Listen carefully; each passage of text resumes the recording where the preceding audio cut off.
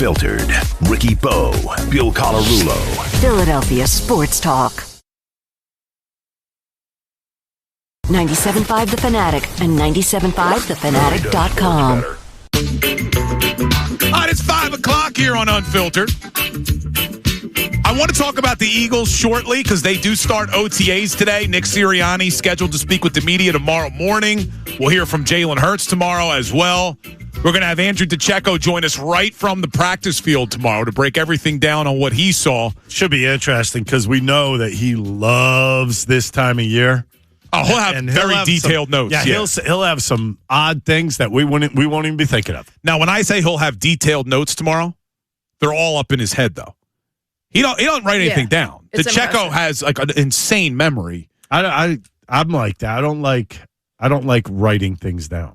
I am the complete opposite. Me too. Yeah, I write everything down. If I write it down, I'll look at my notes and be like, what was I thinking when I wrote this? Why did I write this? And I'll get like look at all these yellow pads. I have a to-do list every day so I don't forget. I've been doing the shop for like 2 years now. I've had that weird instinct about baseball-wise. I mean, obviously, I do a lot of baseball stuff, but it's numbers. Like, if I look at a list of numbers, I'm pretty sure I could remember, like, right around what the numbers were. Maybe like a photographic memory or something. Well, I don't know, because, like whoever's hosting over there will ask me a question. I'll spit out the number without even, like, looking down at the paper. Well, the Phillies have some numbers right now you probably want to forget. A lot of twos. Yeah. There's a lot of twos that start them. You probably want to forget. So before we talk about the Eagles, though, the question we opened the show with, and we've been talking a lot throughout the last 3 hours, are they a good team or not? And a lot of people have been weighing in on the Davis Honda text line. So before we get into what we're hoping to see with the Eagles on the practice field, let's get some texts in here. What are people saying about the Phillies? So, all right, so a lot of them say that they are not good, but I will get to Frank, who says that Bill is crazy, and I love that he just singles out Bill. Are the Phillies good? After they fired the coach, what did they do? Everyone was on board. We won the game yesterday, and all I hear is if the other team had a few hits, we lose that game. FYI, that's in every baseball game. This team is good, and to say they're not making the playoffs, that's crazy. Only one team in the National League is better than the Phillies, the Atlanta Braves. Oh, the Dodgers aren't better than the Phillies? Right? That's crazy. Only one team is better than the Phillies. Well, and listen, and Frank, when they fired Rob Thompson, you're right. Look what they did. The big question that I don't think we have the answer to yet, did they do it because of the opponents that they were playing? Because the opponents they played weren't very good baseball teams. And now that they've taken on better teams, they lost the series to the Reds. They lost the series to the Guardians. We'll see what happens against the Padres and then the Dodgers. But we could be talking in a couple of weeks about how, man, they've lost 6 straight series now. I mean, that's a realistic possibility. And to say they're definitely making the playoffs, can you say that right now? There is no definitive road to anything right now. Yes, you can say it because maybe you have faith more than anything else in this team. And maybe you think things are going to get better. Because I think that's the one thing that I think we all kind of hang our hat on is that the offense has to get better, doesn't it? It has to look better. It has to be different. It has to do this. The offense is going to hit a lot more home runs. They're going to put a lot of balls into the seats, which is going to make for more run scoring. Yeah, you're going to have your days like that. But the consistency is what bothers me. Is the consistency going to be there? If you haven't noticed, and you brought this up a little earlier, we're seeing a lot more of Marshawn behind the plate at times. And not as much JT. Have you noticed this? Well, they're trying to get him off his feet. I think they're trying to just kind of let's not wear this guy down because we're going to need him later on in the year. And that's because he gets beat up. He gets beat up behind the plate. And I think that could take its toll on a lot of people, especially, catchers that's been around a long time. But I don't know if I see this offense becoming consistent. Yeah, that's a problem to me. Like, let's look at the lineup here. Bryce Harper and Kyle Schwarber, if they could just keep doing what they're doing, we're going to be ecstatic. I think it's probably more likely that maybe Harper and Schwarber take a little bit of a step back. I mean, look, if not, I don't know about step back. Well, Schwarber's hitting 63 then.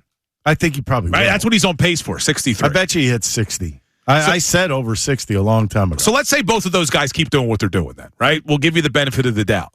Let's look at the other guys in this lineup. Like, How much better do you expect JT Realmuto to be? Because he's hitting 219 with an OBP of 291. I think JT should be a 240 hitter. So, I mean, you're talking about 21 points. Can he get there? Yeah, I think so. All right, so a little improvement from him. Now, Stott, I think what you got is a baseline. I think this is where he kind of sits. And I'm okay with what Stott's About giving. 240. He's going to hit some home runs. He's definitely been driving in runs, which is a bonus. Alec Boehm is one of those things I think is just a problem. All right, it's the right-handed hitter. So let's look at these guys. Yeah. You got Trey Turner, Alec Boehm, Adolis Garcia, and I guess you throw Kemp and Sosa And I'm in going there. to say something. I think Trey Turner may be the one reason why they might not be this bad offensively. Yeah, he can't hit 221. There's no way he's going to hit 220. Last year he just won the batting title. His OBP's 277. Like, that can't continue. I mean, you got to be about a 340 OBP as a leadoff hitter, and your batting average has got to be at least up near 250, 260. Now, you said this earlier, and for those who didn't hear it, we were talking about would you move Turner out of the leadoff spot? You actually threw out the idea of moving Marsh up there. I did. I Guy's kind of like 300, that. 3 whatever. He's hitting the ball to all fields. But then that's three and straight he's lefties. taking what the pitchers give him. That's something that Trey is not doing. Here's my biggest issue with Trey Turner. When I watch Trey Turner, I now you got to understand, because I was a pitcher, I think of things as a pitcher, like what would I do to him? And I'm like, all right, well, obviously you throw a ball, you know what, chest high, he's going to swing at it. Probably either going to pop it up for an out or he's going to hit it foul. He doesn't put the ball in play, that ball. I would live up there until I got 2 strikes. I would throw him one right on the corner, slider or a curveball on the outside corner, see if he bites. If he doesn't bite, I go another 6 inches outside, he swings through it. There it is.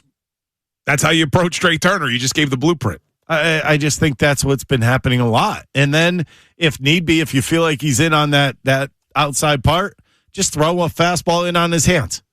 If anything, he's going to turn quick and pull it foul. He's not going to put that in play, and that'll open up the outside part of the plate again for you. This is just where he is right now. I mean, here's the one thing about Trey. How many times have you seen him swing at that pitch high? A lot. Almost every at-bat, he's taken a swing at the high pitch. And I find it very interesting because his hits are coming in the first or second pitch. You know why? He doesn't want to get down the count. So he's hacking at everything. I don't know why he became this obsessed on going after the first couple pitches all the time. Now, do you think moving him down in the lineup could help him out? I think it could wake him up. Where would you move him? 9. Really? You drop him that far down? Why not? Would you move Crawford way up, or would you keep Crawford? He doesn't hit a lot of home runs, so I'm not putting him in the 3, 4, 5. So would you do Crawford 8? Yeah. So you go 8, 9, but then you go 3 lefties, Marsh, Schwarber, Harper. Yeah, I don't care right now. Either do I, man. Enough with focusing on lefty versus righty. It's not working anyway. Well, if those guys are hitting lefties, what does it matter? They're hitting them better than your Marsh right-handers. is hitting lefties. You look at who am I? Both the other guys. I mean, do you ever worry about Harper and or Schwarber going up against a left-handed pitcher? No. So the only one you're talking about really is Marsh, and he's hitting lefties well.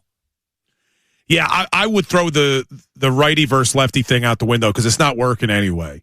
I just don't know if Mattingly would be willing. Now, he did show this weekend. Brandon Marsh is hitting 282 off of lefties. And Mattingly showed this weekend he didn't care about stacking Stott and Marsh back to back.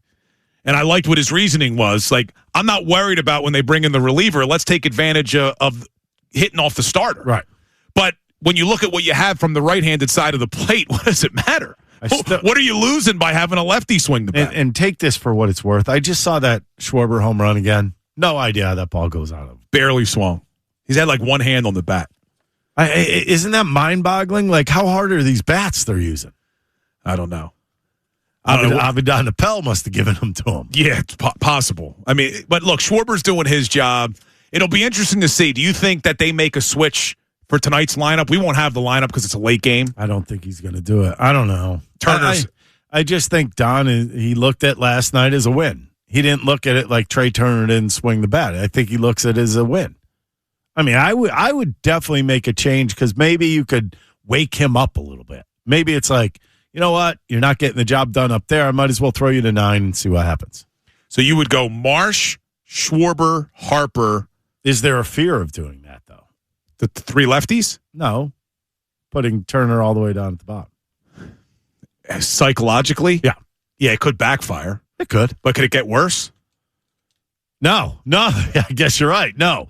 And if he does wake up, then right when he wakes up, you put him right back in the number one spot. Just try to get him going a little bit. And hey, look, if he actually does do some things from the 9-hole, now you get that, you turn the lineup over and you got a double lead off. Yeah, I don't have problems with moving guys around. I mean, you know what? Obviously, guys like Harper and Schwarber, you really don't want to mess with them too much.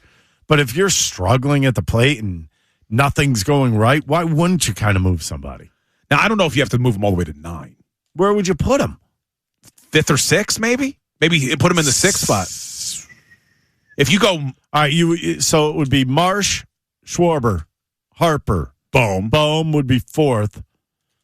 5th would be Garcia, Stott. I guess. Oh, yeah, Stott, then Turner. 6th, probably Turner. Drop 7th, Garcia. 7th would probably be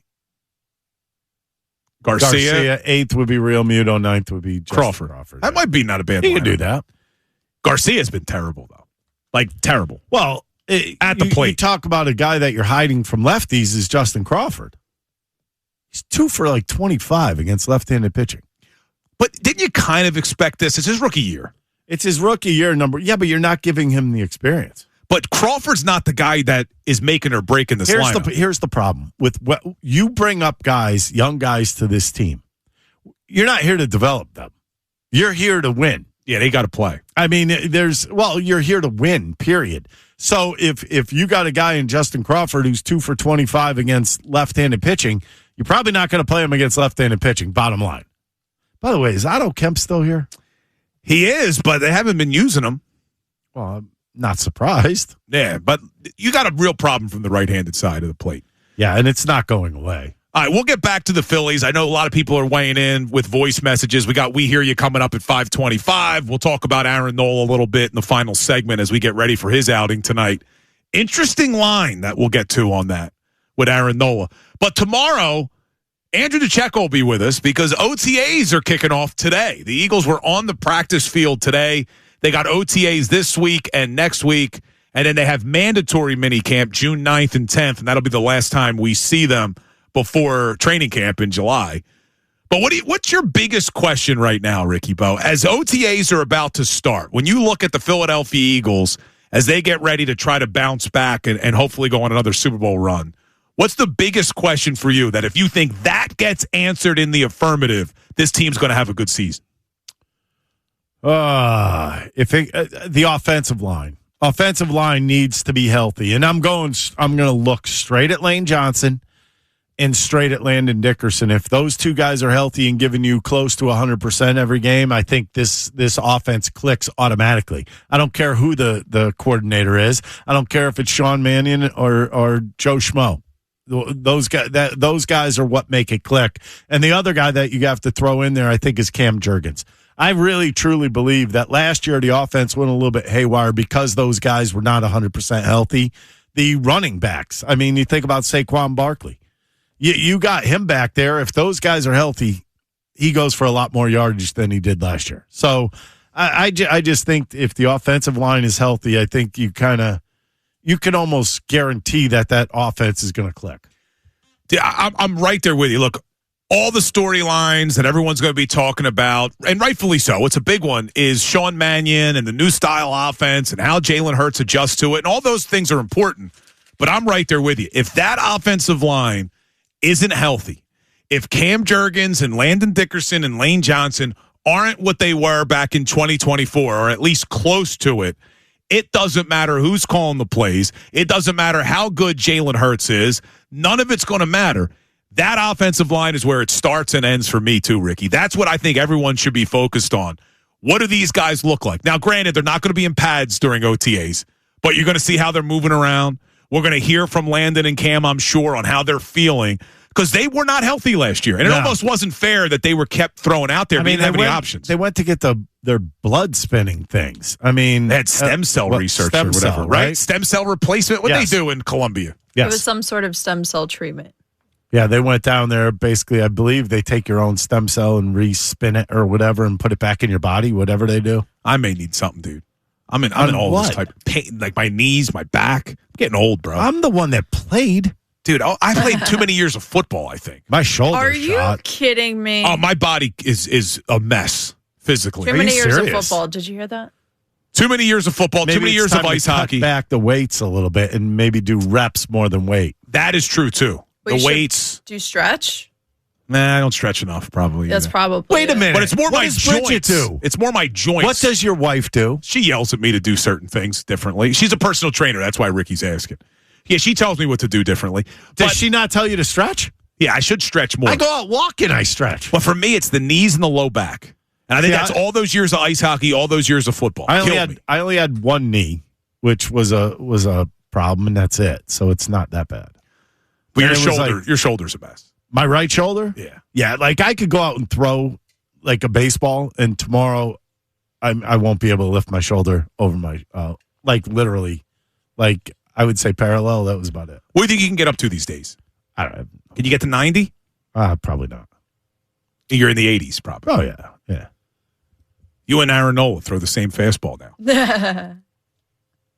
That's fine with me. Makes me All sound right, we'll good. talk about Aaron Nola coming up. But yeah, the offensive line for the Eagles, big question mark. Jalen Hurts on how he and Sean Mannion adjust. And big I think question. defensively, Safety, yeah. yeah. I mean, the safety position, you got Drew Makuba. You got to keep your eyes on him.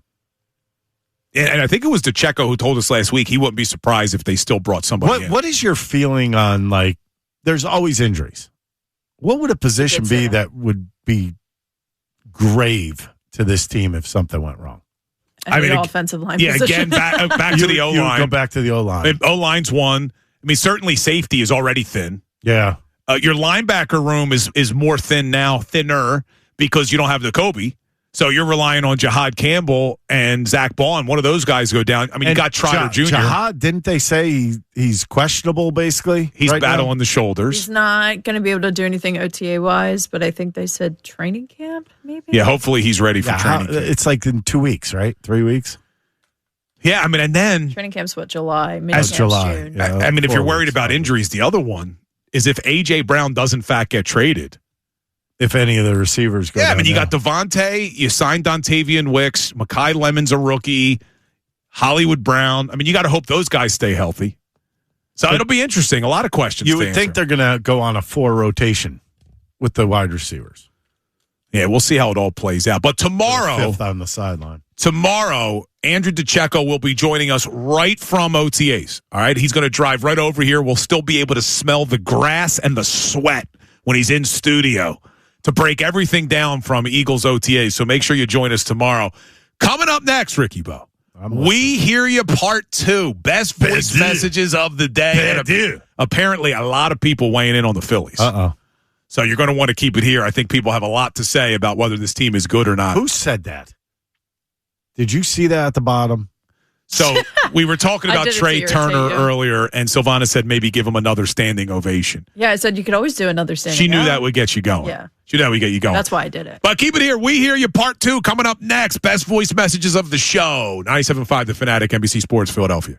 All right, welcome back into Unfiltered. We got We Hear You coming up. Best voice messages of the day. And I usually joke around and say Silvana said the text board is blowing up. It literally blew up with voice messages today. A lot of people wanted to weigh in on whether or not the Phillies were a good team. I wonder if anybody weighed in on Bryce Harper's weird way of brushing his teeth, too. But only one way to find out, I guess. Little We Hear You, always brought to you by Rycor Heating and Cooling, delivering high-efficiency heating and cooling solutions across the greater Philadelphia area, New Jersey, and the Delaware Valley. Visit RycorHVAC.com or call 1-855-MY-RYCOR to schedule a free consultation. Rycor, we know how. Hit it, Sil. Now, I want to know. yes, Okay, I'm going to tell you. Are you listening to me? we can hear you. I have something to say. Please just keep it simple and brief. Thank you. Listen to me carefully. And that's all I have to say about that. We hear you. Quite a few to get to. Hey, how you doing, friend of the show? Hope you're having a great day. I don't give a damn how Bryce Harper brushes his teeth. Matter of fact, I'm brushing my teeth right now in the middle of my shower. while listening to you guys talk about all this hoopla. The thing I care about is if Bryce Harper, Kyle Schwarber, and Trey Turner can hit the ball in months October through December. That's what I care about. He can brush his teeth however he wants to. If he's hitting the ball over that left center fence in October and all those other months, I can't really even think right now. There's too much toothpaste in my mouth. That's what I give a damn about. Have a great day, and God bless. Well done. Wow. But I'm not really sure why you're doing that in the shower. You've never brushed your teeth in the shower? Yeah, I brush my teeth after the shower.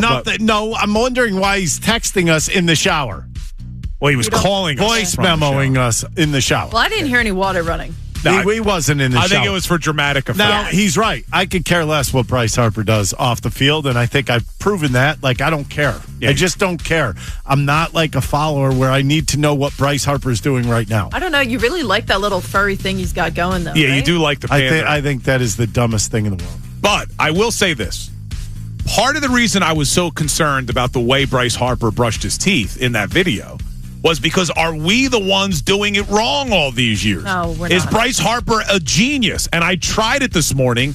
I cannot do it. I can't squeeze the toothpaste into my mouth. That's what he did if you missed it. I'm telling you, Ricky, try it tonight for me. Still, try it tonight, and you tell me tomorrow if it's even possible. I can't do it. I don't even want to try it. Like, it just sounds weird. He's on to something. I feel like your instinct, though, I'm just not even A lot of people said he's on to something. Yeah, sure. A lot of people. It's like all 5 people. Anyways, next. So I heard from a reliable source what Nick Castellanos said to Rob Thompson in the dugout. And apparently he said, Rob, stop putting the toothpaste in your mouth that way. It's weird. Brush your teeth the right way. Are you saying Rob started the whole thing? Was it Rob Thompson who did it all? Rob's teaching the boys how to brush their teeth, too? But listen, for those who missed it, because some people out there probably don't know what we're talking about. Bryce Harper is an influencer now on TikTok. He has been for quite some time. And he posted a video of him brushing his teeth where instead of putting the toothpaste directly on the brush, he took the toothpaste tube, squirted it in his mouth, and then brushed his teeth. Yeah, he put it on a dollop on his tongue, and then I think he spreads it over his teeth and then brushes his teeth. And people are saying that that's an easier way to do it. Now, what I found just as shocking, though. Yeah, that's one of the things you don't need an easier way. I feel like they should do something to replace toilet paper. It's an archaic way, toilet paper. But that's a whole other story. They do have flushables. Yeah, and they have bidets now. Bidets are always nice. What I found just as shocking as Bryce Harper's method to brushing his teeth, the way he did his toothbrush, is that with all the money he makes, he doesn't have an electric toothbrush. Maybe, yeah, that's weird. Right. Am I wrong here? Is it against his religion or something? I like the electric toothbrushes to because not they have an electric. Was he? He's not Amish. All right. Here's the thing. Once again, you're just throwing more fuel to the fire. Who cares? I mean, I do. It's interesting. It is just a little bit interesting. Who cares? Electric toothbrushes also now, they'll go off after the 2 minutes, which is what I like. If you have the means. Cares? If you have the means, I'm sure it's $20. Most dentists would probably recommend the electric toothbrush. Yes. See, to let people in behind the scenes, You can get 2. I tend to brush my teeth too hard. The water pick. Which created gum recession. Water pick. So you need to go with the electric toothbrush so that you don't overbrush. I used to hate the dentist, and now my dentist appointments are in and out because that's how good the electric toothbrush is. See that? You floss too? Oh yes, I floss every Ricky, day. you a flosser? Everybody flosses. I don't know if that's true. Not true. I keep the floss picks in my car. Yeah. I've become a big flosser. Just put them in a bag or something. The one weird thing is that he just has a bunch of floss picks laying out in the open on his desk. They're not in a bag. They're not in a little you're talking container. about mine? Yeah, it's a little They're in a bag in my car, and then I bring them in. This isn't about me. This is about Bryce Harper, damn it. What did I tell you? See, this is what happens. You two are so caught up in this celebrityism. It's pathetic. It really is. I have no idea what you're talking about. I mean, we're talking about Bryce. We're talking about my flossing habits. Yeah, but where does it stem from? Bryce. Ricky, you mean to tell me you've never seen something weird? Please, you're the one that was got a talking donkey. Was he not engrossed with the Nancy Guthrie story for how long? Yeah, he was. Nancy Guthrie, and they still haven't found it. I know. That's life and death, not Bryce Harper. Listen, go back to rooting for the Knicks. How about that? What else we got? Orange undies. Trying to kind of shove the NFL down our throats 7 days a week is going to be a problem because when you start adding in these other days and you're pre-picking these teams to play, that they are going to be good games, even if they're divisional games, if they're rivalry games, whatever. Sometimes these teams stink, and you're not even watching it. How many Thursday night games did I watch, that I had to turn off because I'm not watching this garbage? And that's what it became on Thursday nights for me, unless our Eagles are playing. I'm not really watching them unless it has something to do with the Eagles. Yeah, so that was in relation to Jason Kelsey went on the New Heights podcast and talked about how he's worried that the NFL might be losing their way a little bit, having games on so many different days other than Sundays. And I'm with the caller. I mean, I do think you dilute the product a little by not only playing them on all these different days, but increasing the amount of games. So they're going to go to 18 games soon. I don't want to see what happened in the NBA where an 82-game regular season, people don't even care about it. No. Like, there's load management, and guys don't play back-to-backs, and they had to create an NBA Cup in the middle of the season just to make the regular season relevant. Like, the NFL has an unbelievable product. Do not ruin it by oversaturating the market with too many games on too many days in too many damn locations. Yeah. All I right. agree. It's getting too much. What else we got? Ricky Books over here. Oh, that was so good. That was so good, and it's a crest, guys. The whole head, the crest. I have no idea what that was about. I have no idea what he's talking about. Ricky Books? Hold on. I think he's talking about the crest. He's talking about the dinosaur. We were talking about the Triceratops, what it was around the head. I think he's saying it's the crest. Is that what he's talking about? Oh, that has to be Can you play it, again? right? Yeah. Let's see. Ricky Books over here. Oh, that was so good. That was so good, and it's a crest, guys. The whole head, the crest. Okay. All right, he was. Is that what he's talking about? Is it called the crest? Yeah. Well, why are you Ricky Books? Yeah, I don't know why you're Ricky Books. Yeah, it If is called a anything, crest. you're Ricky Nix over there. Yeah. Big Knicks fan, Ricky Bo. Botox. Yeah, that guy. Ricky got so mad at that. If you missed it That's my earlier, favorite nickname of all time. Ricky was furious around 3:45 today. It was the most angry he might have been ever on the show. Poor Dylan out there. Poor innocent Dylan who never does anything wrong. Really?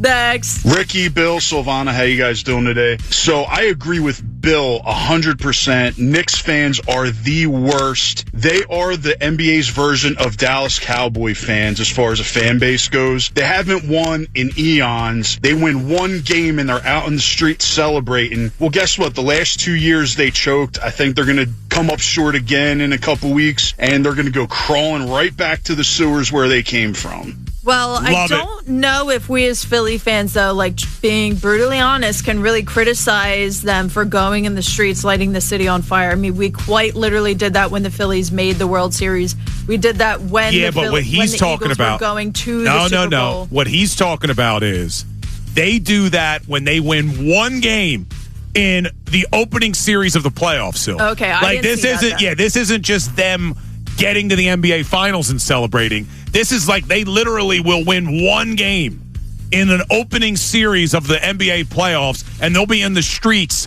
screaming bleep and bead or, bring on this team. Like, it's like, I think was it last year or the year before where they were screaming, we want Boston, and they were only up like 1-0 in the playoff series. Like, they're the worst. Yeah, and Ricky Bo like is teetering on the line of becoming one of them. Yeah. With his Knicks love that he's been expressing every day on the show. The way that they sort of like came at Joel Embiid, what was it? Was it last year or 2 years ago? Was really like put me over the edge. They always do that. They did it again this year. Yeah, Ricky just gave me the look of death, with by the the whole way. Bell's palsy thing. They're I don't like them at all. Ricky just gave me the look of death because I said he's teetering on becoming one of them. Defend yourself then. I know, he's awfully quiet. Yeah, defend yourself. You know what he's doing? He's looking up how to get tickets to the NBA Finals to root on his team. I see him on his They're on his thing. $100,000 for courtside. By Ricky will pay anything to see his favorite team play basketball. You know what? When I get that extra ticket to Dallas, you could KMA. All right, we're about to run out of music, but I still have more. So here we go. Keep 'em rolling. This is our last one, I think. Bill, you are crazy. Phillies fired their coach. They go on a run, 16-5. Now we're back to 500, and all I hear are we a good baseball team? What has this team done in the past month? That should tell you they're a good baseball team. We just won yesterday, and you're saying if the other team had a few hits, they lose that game. That's every baseball game, Bill. Come on. This team is good. The pitching's going to be legit. The batters are going to be okay. Relax. The only team better than the Phillies in the National League is the Atlanta Braves, and that's it. That's Frank from Philly. Oh, okay, because he's ignoring the Dodgers. I mean, the Dodgers are a better team. And Frank from Philly is also Jalen Hurts hater. I would think if the Eagles were 500, he'd be losing his mind. But anyway. But listen, Frank, here's my concern, okay? Here's my concern.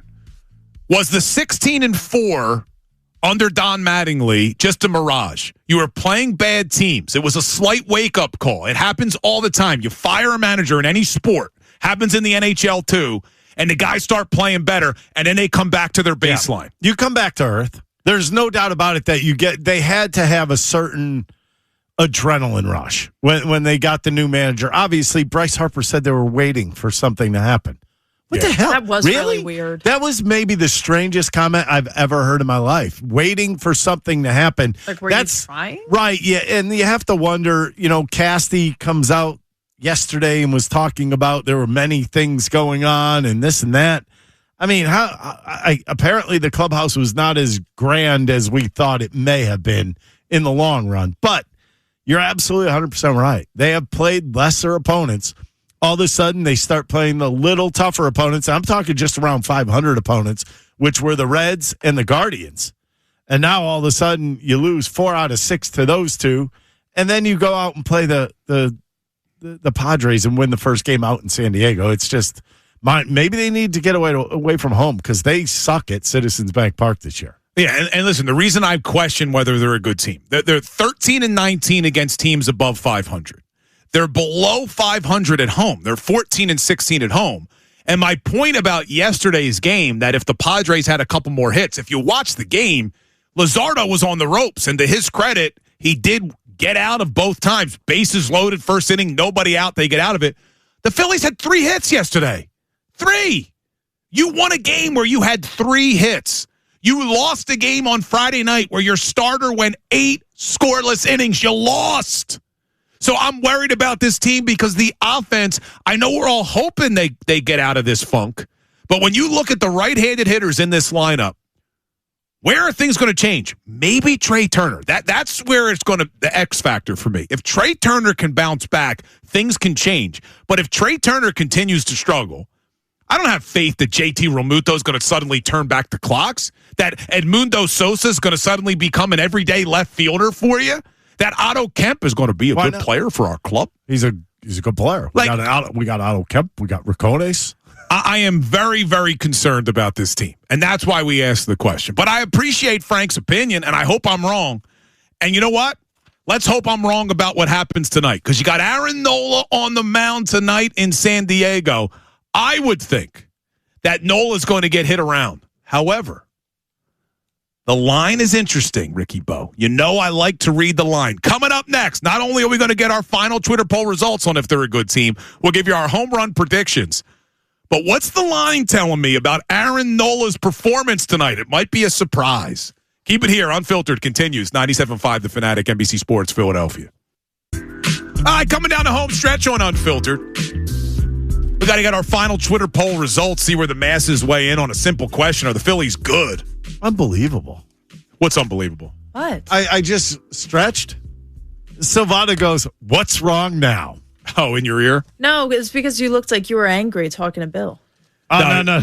I was He was actually not angry. He was just very serious about the point he was making off air. Perplexed. All right, so before we get to the final Twitter poll results and what the odds are telling me about this Aaron Nola start tonight, because I'm blown away by the odds for tonight's game, let me tell everybody about the deal of the week, because it's a good one. It's only now through June 7th, so take advantage while you can. Make this summer unforgettable at Maury's Piers. You get one same-day ride and water park combo ticket for just $70. That's a great deal. Unlimited rides on all 3 piers and access to both water parks for an entire day. Go to 975thefanatic.com/deals. I will be making my way down to Wildwood one of these weekends from Ocean City. My kids love the Maury's Piers. Oh, those Wildwood days. Wildwood days. Oh, and for those who missed our new Friday tradition, every Friday at 5 o'clock in the summertime, we bring you home with a little On the Way to Cape May. Even Ricky Bo got in the mix on Friday. I don't get to go down the shore. Well, that's because you're too cool for school doing the Phillies postgame stuff. I'll tell you right now, I cannot remember the last time I've been down the Jersey Shore. I was literally trying to think about it, and I cannot remember. You should come down with me one weekend. Me and you. I don't think he'll want to do We'll that. walk the Ocean City boards. I'm dead serious. I literally I was trying to, after you did that on Friday, I was like, when was the last time I've been down there? Like, I literally cannot even did remember. Did anyone else, you said I did that on Friday, where we sang On the Way to Cape May. Did anyone else have that in their head all weekend long? I couldn't stop singing On the Way to Cape May. It was driving me crazy. Fridays at 5. Nonstop. Fridays at 5. Skies were blue. We'll serenade you on your way down the shore. All right. I want to look at these odds tonight. If I told you it was Aaron Nola against Vasquez tonight in San Diego, wouldn't you think the Phillies would be huge underdogs with the way Nola's been pitching? Well, it depends on who you ask. Because Aaron Nola's been terrible. The matchup predictor on ESPN has the Padres a 64.3% favorite. The odds for tonight. Yeah. The Phillies are a minus 104. The Padres are a minus 112. It's essentially a pick'em. That's a pick'em. I'm going Phillies tonight. And Randy Vasquez has a 296. Everything would tell me the Phillies are going to lose tonight. But when the odds are like this, I've told you, Silvana, read the line. I'm going all in on the Phillies tonight. These odds don't make sense to me. And when they don't make sense, Vegas knows something. The Phillies are going to win tonight. Aaron Nola's going to have a good outing tonight. Ricky, you said it earlier. Maybe tonight he actually pitches a gem. I think you might be right. Why else is the odds the way they are? Let me see. Didn't you say that he started out well as well within the first inning and then it kind of all went haywire? Yeah, he really threw well in his first inning. He threw 11 pitches in the first inning, and everything was pinpoint. Curveball was really good. His sinker was good on both sides. His four-seamer was good. And then he just absolutely came out the next inning and didn't have any of it. All right, another thing that's a little telling. Why does that happen?